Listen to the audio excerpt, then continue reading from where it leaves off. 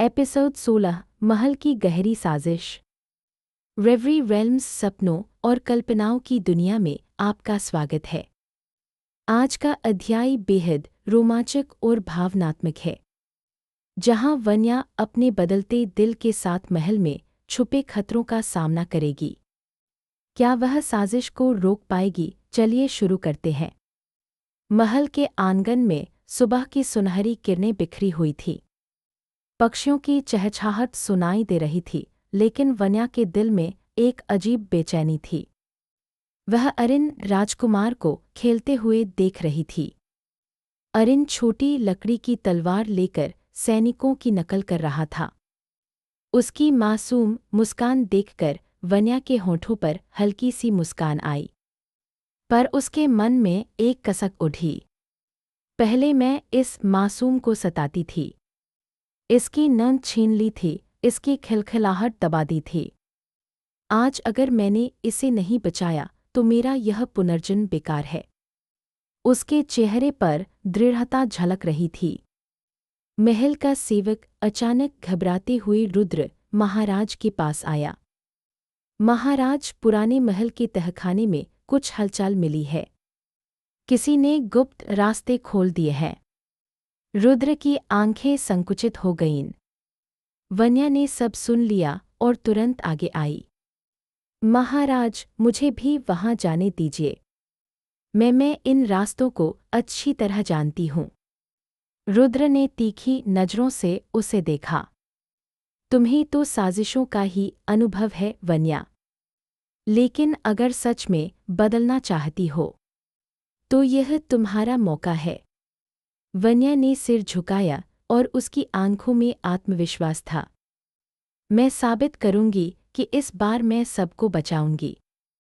रुद्र और वन्या दोनों मशाल लेकर पुराने तहखाने की ओर बढ़े। पत्थरों की दीवारें सीलन से भरी थीं और हवा भारी लग रही थी। अचानक दीवार के पीछे से फुसफुसाहट सुनाई दी। आज रात राजकुमार को उठाना होगा। महाराज की ताकत तभी टूटेगी। वन्या का दिल जोर से धड़कने लगा। उसने रुद्र का हाथ पकड़कर फुसफुसाया, सुना आपने, ये अरिन को नुकसान पहुंचाना चाहते हैं। रुद्र की आंखों में आग जल उठी। उन्होंने तलवार खींच ली। जैसे ही दोनों ने आगे कदम बढ़ाए, 4 नकाबपोश लोग बाहर आ गए। उनकी आंखों में नफरत और हाथों में खंजर चमक रहा था। महाराज, अब आपका राज खत्म होगा। रुद्र आगे बढ़े, तलवार की चमक हवा को चीरती हुई चली। वन्या ने तुरंत एक पत्थर उठाकर पीछे से हमला किया और एक नकाबपोश का हथियार गिरा दिया। उसकी आंखों में दृढ़ता और होठों पर चुनौती थी। अरिन को छूने की कोशिश भी की तो मैं जान ले लूंगी। लड़ाई तेज हो गई। मशाल की रोशनी में तलवारों की चमक गूंज रही थी। अंततः रुद्र और वन्या ने मिलकर सभी को काबू कर लिया। लड़ाई खत्म होते ही रुद्र ने वन्या को देखा। उसकी सांसें तेज चल रही थीं, माथे पर पसीने की बूंदें थीं, लेकिन आंखों में साहस चमक रहा था। रुद्र का कठोर चेहरा पहली बार नरम पड़ा। वन्या, तुम सच में बदल गई हो। आज अगर तुम नहीं होती तो अरिन। वन्या ने उनकी बात काटी, आंखों में नमी थी। अरिन मेरा भी है महाराज। पहले मैंने उसकी मासूमियत छीनी थी, लेकिन अब मैं उसकी ढाल बनूंगी। रुद्र ने गहरी सांस ली और हल्की सी मुस्कान दी। अरिन उसी समय दौड़ता हुआ आया और वन्या की गोद में चिपक गया। बड़ी माँ, आप हीरो हो। वन्या की आंखें भर आईं। उसने अरिन को कसकर गले लगा लिया। महल की साजिश नाकाम हो गई। अरिन सुरक्षित था। रुद्र और वन्या के बीच भरोसे का पहला पुल बन चुका था। वन्या ने खुद से वादा किया, यह बस शुरुआत है। अब हर गलती को सुधारना है। अगली सुबह का दृश्य शांत और सुखद था। महल की छतों पर कबूतर फड़फड़ा रहे थे और बगीचे में गुलाब की महक फैली हुई थी। वन्या अपने कमरे की बालकनी में खड़ी थी। वह अरिन को आंगन में खेलते देख रही थी। बच्चे की हंसी उसके दिल में मिठास घोल रही थी। लेकिन अचानक उसका मन भारी हो गया। अगर मेरी पुरानी गलतियां कभी फिर से सामने आ गईं, तो क्या अरिन और महाराज मुझे माफ कर पाएंगे? उसकी आंखों में हल्की नमी तैर गई। तभी पीछे से आवाज आई, तुम्हारे चेहरे पर आज फिर उदासी है वन्या। वन्या पलटी। रुद्र दरवाजे पर खड़े थे, उनकी आंखें गहरी और गंभीर थीं। वन्या ने झटपट सिर झुका लिया। महाराज, मैं बस सोच रही थी। रुद्र आगे आए और धीरे से बोले, तुम्हें बार बार अपने अतीत का बोझ उठाने की जरूरत नहीं है। कल जो हुआ उसने मुझे दिखा दिया कि तुम सच में बदल चुकी हो। वन्या की पलकों पर आंसू भर आए। उसने फुसफुसाते हुए कहा, काश मैं खुद को उतनी आसानी से माफ कर पाती जितनी आसानी से आप। रुद्र ने उसकी बात रोक दी। उनकी आवाज़ धीमी और गंभीर थी। माफ़ी सिर्फ दूसरों से नहीं मिलती वन्या। कभी कभी हमें खुद को भी माफ़ करना होता है। उनकी आंखें कुछ पल के लिए वन्या की आंखों में अटक गईं। एक अजीब सी खामोशी छा गई, मानो दोनों के दिल एक दूसरे से कुछ कहना चाहते हों। इतने में अरिन दौड़ता हुआ आया और दोनों के बीच में खड़ा हो गया। बड़ी माँ, आज आप मेरे साथ तीर चलाना सीखेंगे। वन्या ने हंसते हुए उसके गाल खींचे। अरे वाह, तुम तो छोटे महारथी हो गए हो। लेकिन अगर मैं हार गई तो? अरिन ने गर्व से कहा। तो आपको मेरी प्यारी बहन बनकर रहना होगा। रुद्र ने हंसते हुए अरिन के सिर पर हाथ फेरा। तुम्हारी बड़ी माँ अब हार मानना नहीं जानती।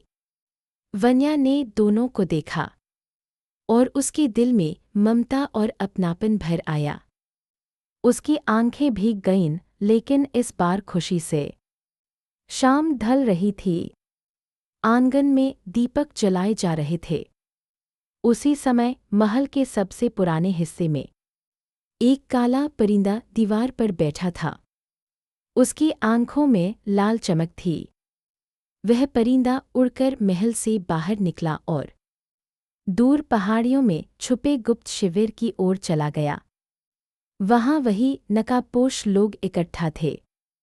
उनमें से एक ने काले परिंदे को देख कहा, राजकुमार, अभी बच गया, लेकिन हमारी असली चाल तो अभी शुरू होगी। महल के भीतर प्यार और भरोसे की डोर गहरी हो रही थी, लेकिन बाहर अंधकार और साजिशें और भी ताकतवर बन रही थीं। वन्या और रुद्र के दिलों में एक नया रिश्ता जन्म ले रहा था, जिसे आने वाले तूफान हिला सकते थे। रात के गहरे अंधेरे में महल नींद में डूबा हुआ था। चारों ओर सिर्फ मशालों की झिलमिलाहट और सैनिकों के कदमों की आहट थी। वन्या अपने कक्ष में थी। उसके मन में रुद्र की बातें गूंज रही थी। कभी कभी हमें खुद को भी माफ करना होता है। उसके होंठों पर हल्की मुस्कान थी।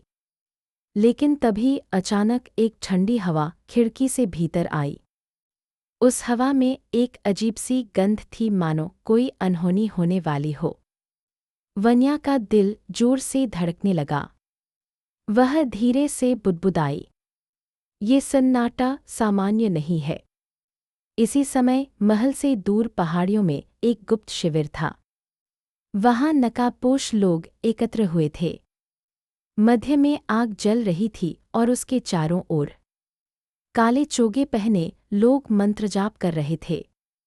उनका मुखिया काली चादर ओढ़े एक लंबा आदमी गंभीर आवाज में बोला, समय आ चुका है। महाराज रुद्र का वंश खत्म होगा। उनके बेटे अरिन को हम पकड़ लाएंगे।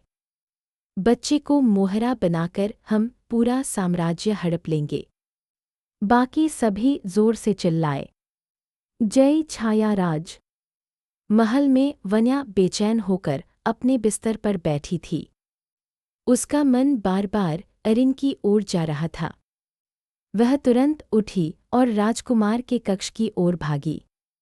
जब उसने दरवाज़ा खोला तो देखा कि अरिन गहरी नींद में था, लेकिन उसकी सांसें अजीब सी भारी थीं। वन्या ने झुककर बच्चे का माथा छुआ। उसका माथा जल रहा था। हे भगवान, ये तो तेज बुखार है। उसकी आंखों में चिंता और डर साफ झलक रहा था। उसी समय दरवाजे पर रुद्र आ पहुंचे। उनकी आवाज में हैरानी थी। वन्या, इतनी रात गए तुम यहाँ क्यों?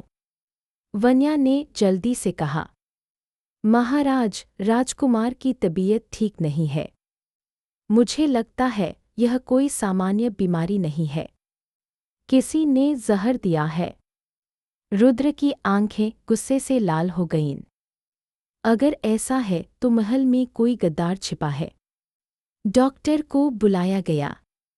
उसने अरिन को देखकर कहा, यह कोई साधारण बुखार नहीं, यह तो काला विष है, जिसे सिर्फ पहाड़ों की गहरी गुफाओं से निकाला जाता है। महल में सन्नाटा छा गया। रुद्र ने तलवार की मूठ कस ली। इसका मतलब है साजिश हमारे दरबार तक पहुंच चुकी है। वन्या ने अरिन का हाथ अपने हाथ में लिया। उसकी आंखों से आंसू बह निकले। इस बार नहीं, इस बार मैं किसी को, अरिन को नुकसान नहीं पहुंचाने दूंगी।